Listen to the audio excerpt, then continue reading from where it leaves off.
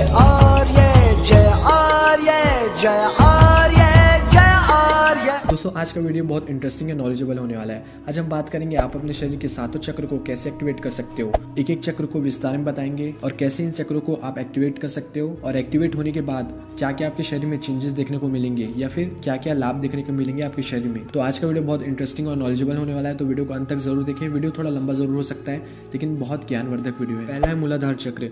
ये शरीर का पहला चक्र है। गुदा और लिंग के बीच 4 पंखुड़ियों वाला यह आधार चक्र है। 99.9% लोग की चेतना इसी चक्र पर अटकी रहती है और वे इसी चक्र में रहकर मर जाते हैं। जिनके जीवन में भोग, संभोग और निद्रा की प्रधानता है, उनकी ऊर्जा इसी चक्र के आसपास एकत्रित रहती है। चक्र जगाने की विधि। मनुष्य तब तक पशुवत है जब तक कि वो इस चक्र में जी रहा है, इसलिए भोग, निद्रा और संभोग पर संयम रखते हुए इस चक्र पर लगातार ध्यान लगाने से ये चक्र जागृत हो सकता है। इसको जागृत करने का दूसरा नियम है कि यम और नियम का पालन करते हुए साक्षी भाव में रहना। अगर आप बस इतना ही करते हैं तो आपका मूलाधार चक्र एक्टिवेट हो जाएगा। मूलाधार चक्र एक्टिवेट होने के बाद क्या प्रभाव देखने को मिलेगा आपके शरीर में।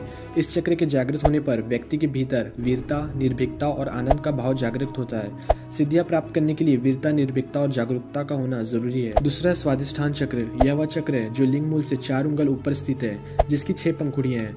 अगर आपकी ऊर्जा इस चक्र पर एकत्रित है तो आपके जीवन में आमोद प्रमोद, मनोरंजन, घूमना फिरना और मौज मस्ती करने की प्रधानता रहेगी। ये सब करते हुए आपके जीवन कब व्यतीत हो जाएगा आपको पता भी नहीं चलेगा और हाथ फिर भी खाली रह जाएंगे। इस चक्र को कैसे एक्टिवेट करें। जीवन में मनोरंजन जरूरी है लेकिन मनोरंजन की आदत नहीं। मनोरंजन भी व्यक्ति की चेतना को बेहोशी की ओर ढकेलती है। फिल्म सच्ची नहीं होती, बेहोश जीवन जीने के प्रमाण है। नाटक और मनोरंजन सच नहीं होते। मेरा कहने का मतलब है कि आप रियलिटी में जीना सीखिए। आपका स्वाधिष्ठान चक्र अपने आप एक्टिवेट हो जाएगा। इस चक्र के एक्टिवेट होने से आपके शरीर में क्या प्रभाव देखने को मिलेंगे। इसके जागृत होने पर क्रूरता, गर्व, आलस्य, प्रमाद, अवज्ञा, अविश्वास आदि दुर्गुणों का नाश हो जाता है। सिद्धियां प्राप्त करने के लिए जरूरी है कि उक्त सारे दुर्गुण समाप्त हो, तभी सिद्धियां आपके द्वार खटखटाएंगी। तीसरा है मणिपुर चक्र। नाभि के मूल में स्थित ये शरीर के अंतर्गत मणिपुर नामक तीसरा चक्र है जो 10 कमल पंखुड़ियों से युक्त है। जिस व्यक्ति की चेतना यह ऊर्जा में एकत्रित रहती है उसे काम करने की धुन सी रहती है। ऐसे लोगों को कर्मयोगी कहते हैं।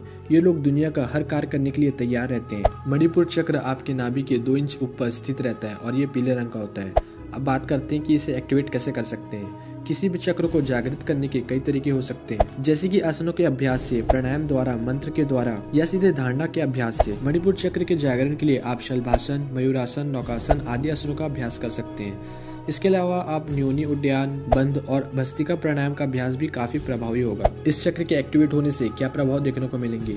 इसके सक्रिय होने से तृष्णा, ईर्ष्या, चुगली, लज्जा, भय, घृणा, मोह आदि कषाय कल्मश दूर हो जाते हैं। यह चक्र मूल रूप से आत्मशक्ति प्रदान करता है। सिद्धियां प्राप्त करने के लिए आत्मवान होना जरूरी है। आत्मवान होने के लिए यह अनुभव करना जरूरी है कि आप शरीर नहीं आत्मा है। आत्मशक्ति, आत्मबल और आत्मसम्मान के साथ जीवन का कोई भी लक्ष्य दुर्लभ नहीं है। चौथा है अनाहत चक्र। हृदय स्थल में स्थित द्वादश दल कमल की पंखुड़ी से युक्त 12 स्वर्ण अक्षरों से सुशोभित चक्र ही अनाहत चक्र है।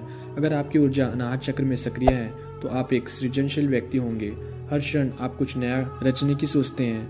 आप चित्रकार, कवि, कहानीकार, इंजीनियर आदि हो सकते हैं। इस चक्र को कैसे जागृत करें। हृदय पर संयम करने और ध्यान लगाने से यह चक्र जागृत हो जाता है। खासकर रात्रि को सोने से पूर्व इस चक्र पर ध्यान लगाने से यह अभ्यास करने से जागृत होने लगता है और सुषुम्ना इस चक्र को भेद कर ऊपर गमन करने लगती है। इस चक्र के जागृत होने से आपको क्या प्रभाव होगा। इससे सक्रिय होने पर लिप्सा, कपट, हिंसा, कुतर्क, चिंता, मोह, दंभ, अविवेक और अहंकार समाप्त हो जाता है। इस चक्र के जागरण होने से व्यक्ति के भीतर प्रेम और संवेदना का जागरण होता है। इसके जागृत होने पर व्यक्ति के समय ज्ञान स्वतः ही प्रकट होने लगता है। व्यक्ति अत्यंत आत्मविश्वास, सुरक्षित, चारित्रिक रूप से जिम्मेदार एवं भावनात्मक रूप से संतुलित व्यक्तित्व बन जाता है।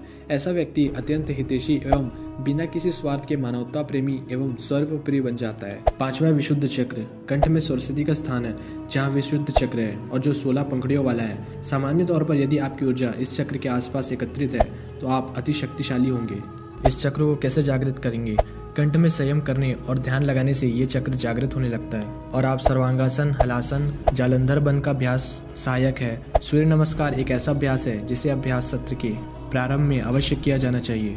और प्राणायाम अभ्यास तो चक्र जागरण के लिए बहुत आवश्यक है। इसके जागृत होने पर आपके शरीर में क्या प्रभाव देखने को मिलेंगे? इसके जागृत होने पर 16 कलाओं और 16 विभूतियों का ज्ञान हो जाता है। इसके जागृत होने पर जहाँ भूख और प्यास को रोका जा सकता है, वही मौसम के प्रभाव को भी रोका जा सकता है। छठवां है आज्ञा चक्र। दोनों आंखों के बीच बुकटी में आज्ञा चक्र है। समान तौर पर जिस व्यक्ति की ऊर्जा यहाँ ज्यादा सक्रिय होती है, ऐसा व्यक्ति बौद्धिक रूप से संपन्न, संवेदनशील और तेज दिमाग का बन जाता है, लेकिन वह सब कुछ जानते हुए भी मौन रहता है। इसे बौद्धिक सिद्ध कहते हैं। इसको कैसे जागृत करें? भुक्ति के मध्य ध्यान लगाते हुए साक्षी भाव में रहने से यह चक्र जागृत होने लगता है। इसके प्रभाव क्या देखने को मिलेंगे आपके शरीर में? यह अपार शक्तियों से सिद्धियों का खजाना है। इस आज्ञा चक्र के जागृत होने से सभी शक्तियां जाग पड़ती है और व्यक्ति सिद्ध पुरुष बन जाता है। आज्ञा चक्र के ऊपर मैंने फुल वीडियो पहले बना के डाल चुका हूँ, मैं उसका लिंक डिस्क्रिप्शन में डाल दूंगा, वहां से जाके चेक कर सकते हैं और पूरे विस्तार में जान सकते हैं कि आज्ञा चक्र क्या है और आज्ञा चक्र खोलने के तरीके, और आज्ञा चक्र खुल गया तो क्या क्या प्रभाव देखने को मिलेगा। सातवां है सहस्त्र चक्र। सहस्त्र की स्थिति मस्तिष्क के मध्य भाग में है, अर्थात जहाँ चोटी रखते हैं वहाँ। यदि व्यक्ति यम नियम का पालन करते हुए यहाँ तक पहुँच गया है तो वह आनंद में शरीर में स्थित हो गया है। ऐसे व्यक्ति को संसार, संन्यास और सिद्धियों से कोई मतलब नहीं रहता। इसे कैसे जागृत करें? मूलाधार से होते हुए ही सहस्त्र तक पहुंचा जा सकता है। लगातार ध्यान करते रहने से यह चक्र जागृत हो जाता है और व्यक्ति परमहंस के पद को प्राप्त कर लेता है। यह चक्र योग के उद्देश्य का प्रतिनिधित्व करता है। आत्म अनुभूति और ईश्वर की अनुभूति, जहाँ व्यक्ति के आत्म ब्रह्मांड की चेतना से जुड़ जाती है, जिसे यह उपलब्धि मिल जाती है, वह सभी कर्मों से मुक्त हो जाता है और मोक्ष प्राप्त करता है। पुनर्जन्म और मृत्यु के चक्र से पूरी तरह स्वतंत्र हो जाता है।